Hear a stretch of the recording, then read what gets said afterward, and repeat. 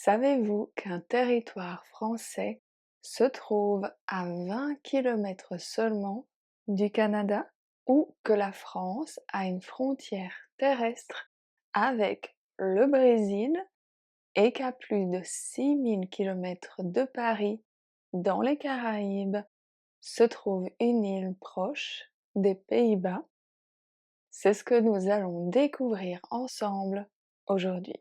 Si vous êtes nouveau sur French Chit Chat with Dylan, je publie tous les vendredis des vidéos de niveau B1, B2 pour les étudiants. Si vous êtes un de mes patrons, vous recevez un cahier d'exercices avec chaque chit chat.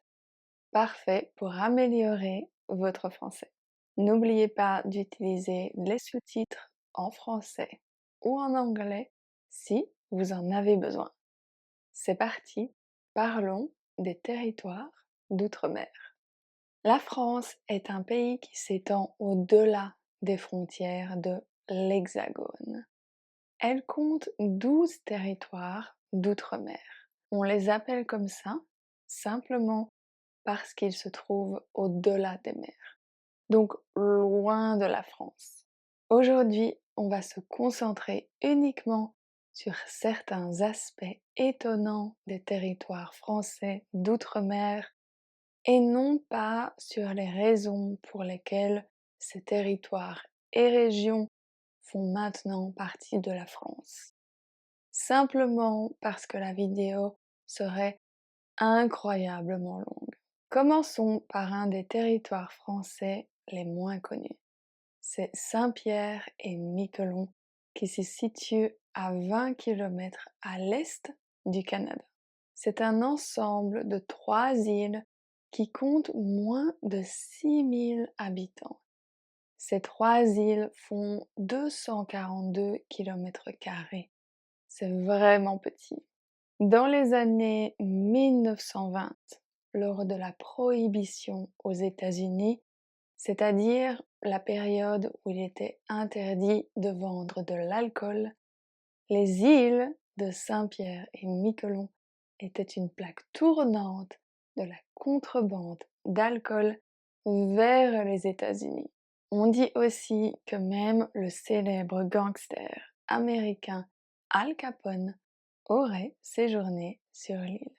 À 4674 km au sud, en Amérique du Sud, il y a une autre partie de la France qui partage une frontière avec le Brésil.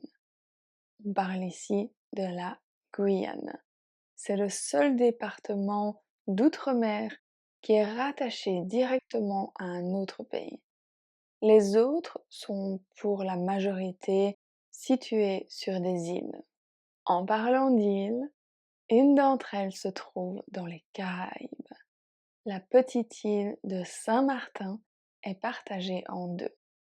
Au sud, c'est la partie française et au nord, l'État autonome de Saint Martin, faisant partie des Pays-Bas. Une frontière entre deux pays européens si loin dans les Caraïbes. Ça, c'est vraiment étonnant. Même si on est loin de la France, n'oublions pas que cette île fait bien partie de l'Union européenne et qu'il n'y a donc pas de frontière administrative entre le nord qui est néerlandais et le sud qui est français. Une image assez connue de Saint-Martin, c'est sa piste d'atterrissage qui est située à une vingtaine de mètres de la mer. Les avions frôlent les touristes qui y viennent chaque jour pour vivre une expérience très spéciale. Très peu pour moi, mais à chacun ses préférences. À plus de 13 000 km de Saint-Martin, dans l'hémisphère sud, dans l'archipel de Wallis et Futuna, il y a encore des rois.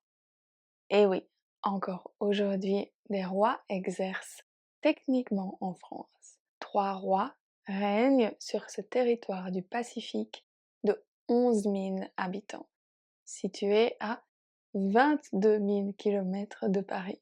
Wallis et Futuna est aujourd'hui divisé en 3 royaumes. Uvea, sur l'île de Wallis, Sigave et Allo sur l'île de Futuna. Pour finir, la France compte aussi 2 territoires avec une population totale de 0 habitants.